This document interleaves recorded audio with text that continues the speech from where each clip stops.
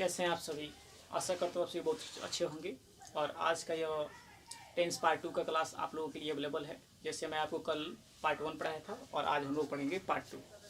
लेकिन इसके पहले आपको मैं विशेष बता दूं कोरोना वायरस को लेकर, और ख़ासकर सभी स्टूडेंट से मेरा नम्र निवेदन है कि आप लोग घर पे रहें, सुरक्षित रहें। और जैसे कि सरकार गाइडलाइन तैयार की है, दिन में 4, 5, 10 बार साबुन से हाथ जरूर धोएं। अगर बाहर से आ रहे हैं, किसी व्यक्ति के संपर्क से आ रहे हैं, तो हाथ धोना बहुत ज़रूरी हो जाता है। और सोशल डिस्टेंसिंग का बिल्कुल पालन करें, मतलब दूरी बना के रखें। किसी भी वस्तु को टच करने से पहले कई बार सोचें, ठीक है ना। और अगर टच किए भी हैं तो आँख, नाक और कान को छूने से बचें, ठीक है, जब तक आप साबुन से हाथ नहीं धो लेते हैं। सुरक्षित रहकर पढ़ें, क्योंकि बहुत ही भयानक बीमारी है। और जो मौत हो रहा है वो डेड बॉडी भी घर वाले के पास नहीं आ पा रहा है। तो सोच सकते हैं पूरा विश्व 16 लाख अमेरिका अभी सफ़र कर रहा है। और बिहार जैसे स्टेट के लिए परेशानी और बढ़ जाती है, क्योंकि यहाँ पे लोगों के पास अंडरस्टैंडिंग बहुत ही कम होती है। तो मुझे लग रहा है कि मेरे डियर स्टूडेंट्स आप बहुत अच्छा समझेंगे और इसको सीरियसली लेंगे। तो चलिए आज का क्लास शुरू करते हैं। और आज का क्लास है आपका टेंस पार्ट 2। और जैसे हम लोग कल जाने थे टेंस पार्ट 1 में प्रेजेंट सिंपल को, आज इसके हम लोग स्ट्रक्चर के बारे में जानेंगे लो, इसकी यूजेस के बारे में जानेंगे लो।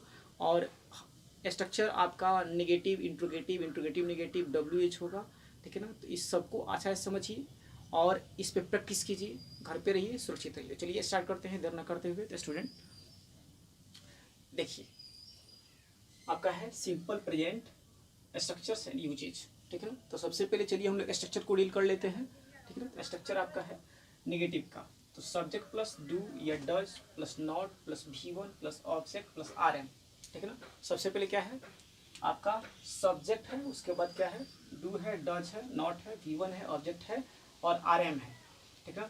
इन सारे चीज़ों को RM है। उसके बाद देखिए इसमें क्या होता है कि जिसमें अब RM है, RM का मतलब आपको मैं बताया था, RM का मतलब क्या होता है रिमेनिंग मैटर, ठीक है ना।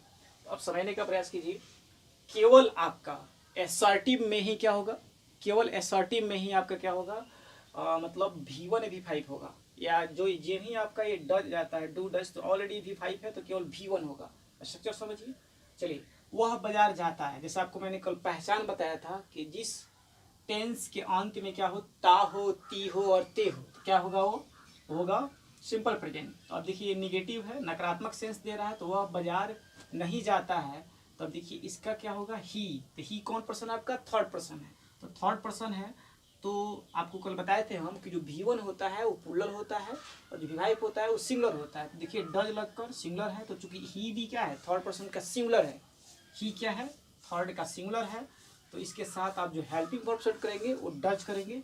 तो he does not go to market, समझ रहे हैं, वह बाजार नहीं जाता है, तो he does not go to market. Structure क्या है सब्जेक्ट ही, उसके बाद डू या डज डज, उसके बाद नॉट, उसके बाद V1 ऑब्जेक्ट प्लस RM, ठीक है ना, वह बाजार नहीं जाता है। फिर दूसरा एग्जाम्पल ले लेते हैं, वे लोग काम नहीं करते हैं, तो they do not work, they do not work. तो देखिए ये प्लूरल है तो ये प्लूरल है, नॉट वर्क, वे लोग काम नहीं करते हैं, ठीक है ना।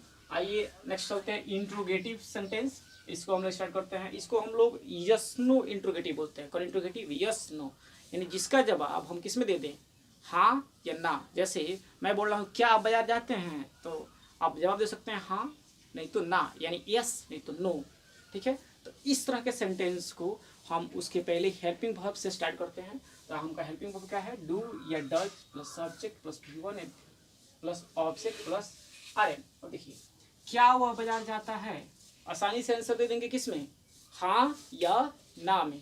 अब देखिए डज, चूंकि ये क्या है सिंगुलर है तो ये भी सिंगुलर रहेगा, does he go to market, क्या वो बाजार जाता है। फिर क्या है, क्या वे लोग काम करते हैं, तो फिर क्या वे लोग देखिए प्लूरल है तो हम यहाँ पे लेंगे प्लूरल, तो do they work, do they work.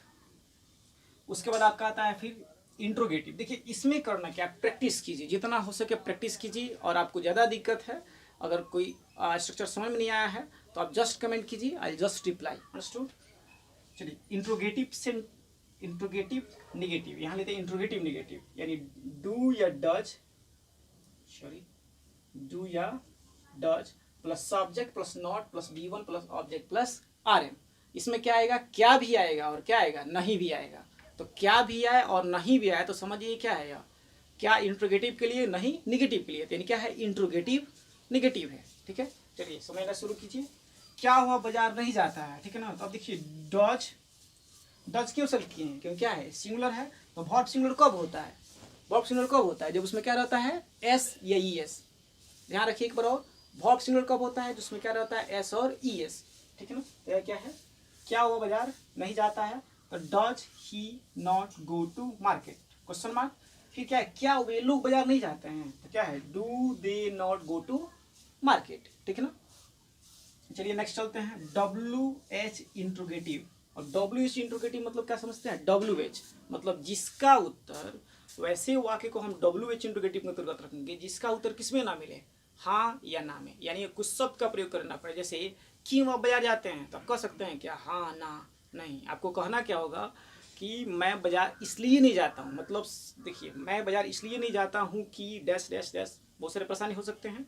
तो इसमें आपको कुछ शब्द की आवश्यकता पड़ा, यानी जिसमें कुछ शब्द की आवश्यकता पड़े उत्तर देने के लिए, तो समझिए क्या है, डब्ल्यू एच है। डब्ल्यू एच इसलिए भी कि आप देखिएगा वाई, वैन, वेयर, वाट, इस सबके पहले क्या है, डब्ल्यू एच है। ठीक है, समझ रहे हैं।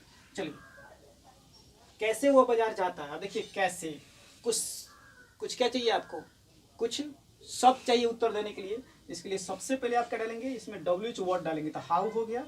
उसके बाद क्या है, डज, क्या डालना है, डू डज सेलेक्ट करना है, डज। उसके बाद ही, उसके बाद गो टू मार्केट। ठीक है, how does he go to market. फिर आपका क्या है, क्यों वे लोग बाजार जाते हैं, फिर सेम वही है, डब्ल्यू एच है। ठीक है ना, why do they go to market. Clear है यहाँ तक, आराम से समझिएगा, बहुत ही इजी है। अगर एक कंसेप्ट क्लियर कर लिए तो लगभग वो इसमें 100+ स्ट्रक्चर्स आते हैं, सारे आपके बस में हैं। And while speaking you will not make mistake, so I think you must have to apply your mind easily. You will be able to understand this, and easily you will able to speak and write whatever you want, easily you can, but you must have to understand well. If you're getting problem, just comment, I'll reply soon.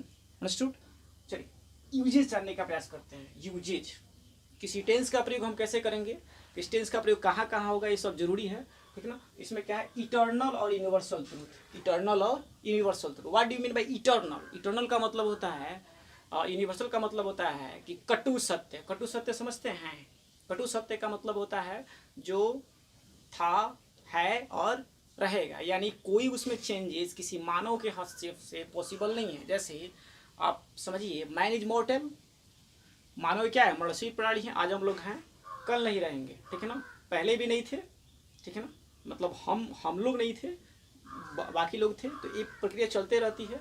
चलिए कुछ ऐसी चीज़ें हैं जो कभी alter नहीं हुआ है, पूर्वजों के समय भी था, अभी भी है और रहेगा भी। जैसे देखिए, the sun rises in the east, सूरज पूरब में उगता है। इसका मतलब क्या हुआ, सूरज पूरब में उगता है अभी कि उगता था, उगता रहेगा। बिल्कुल आंसर यही आएगा कि उगता था, उगता है और उगता रहेगा। तो इसके लिए हम किसका प्रयोग करेंगे, इसी टेंस का प्रयोग करेंगे, the sun rises in the east. ठीक है ना। उसके बाद आपका है डेली रूटीन वर्क्स, ऐसे काम जो आप रूटीन के अनुसार करते हैं, जैसे आज किए, कल किए, मतलब एक हैबिट समझ लीजिए कि एक हैबिट है, एक रूटीन के अनुसार होता है, तो इसके लिए भी टेंस का प्रयोग करते हैं। जैसे I get up early in the morning. फिर क्या है, कमेंट्रीज ऑफ द टीवी और रेडियो, जितने सारे कमेंट्रीज होते हैं टीवी और रेडियोज़ के। फिर हिस्टोरिकल इवेंट्स होते हैं, तो आप कई बार आपको देखने को मिल जाएगा कि जितने सारे चीज़ हैं, इसको प्रेजेंट करने के लिए बहुत सारे चीज़ को बहुत सारे तरीके से चेंज किया जाता है। मतलब ये बोलने का अंदाज होता है ना, इसे जीवंत बनाने के लिए इस तरह का चेंजेस किया जाता है। समझ रहे हैं। तो टीवी और रेडियो के कमेंट्री के लिए फिर क्या, न्यूज़पेपर हेडलाइंस। आप जितना भी इंग्लिश न्यूज़पेपर हेडलाइंस को देखेंगे तो उसके जो हेडलाइंस होंगे वो टोटली इसी टेंस में, किसी टेंस में, present simple, present indefinite tense में इसका प्रयोग किया जाता है। ठीक है ना, मतलब हेडलाइंस का। ठीक है। उसके बाद आपका क्या हो गया, sentence starting with here and there. जैसे हियर गोज, अगर किसी सेंटेंस को, अगर सेंटेंस किससे स्टार्ट हो, हियर और देयर से, और उसको हमको क्या बनाना है, एक्सक्लामेटरी बनाना है, तो आप इस टेंस का प्रयोग कर सकते हैं। नेक्स्ट है आपका प्लान्ड फ्यूचर एक्शन, ऐसा कोई कार्य जो ऑलरेडी प्लान्ड हो, तो इसी टेंस का प्रयोग किया था। मतलब हम सिंपल प्रेजेंट का प्रयोग करके किसको दिखा सकते हैं, प्लान्ड एक्शन को आसानी से दिखा सकते हैं। उसके बाद आपका है क्या है, क्वेटेशन। कोटेशन, जितने सारे कोटेशन हैं, जैसे कालिदास सेज, कालिदास सेज।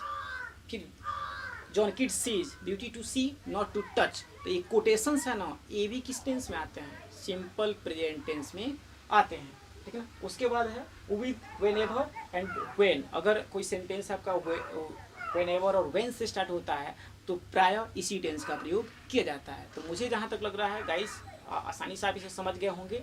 आप स्ट्रक्चर के अनुसार प्रैक्टिस करने का प्रयास करें और आसानी से आप सॉल्व कर पाएंगे। अगर आपको दिक्कत है just comment, I am with you, don't worry, but be safe, be with your parents in this lockdown, enjoy well, must pay attention on your health, take exercise, little exercise means take a light exercise, do some walks at home without coming in the contact of anybody. I think you will do well as I have suggested you. So once again, must pay attention here. Negative, subject plus do ya does plus not plus b1 plus object plus rm. Interrogative, do ya does plus subject plus b1 plus object plus rm. Interrogative negative, do या does plus subject plus not plus b1 plus subject plus rm. फिर WH interrogative, WH word plus do या does plus subject plus b1 plus subject plus rm. So in this video, that's okay. Thanks. Have a lovely day.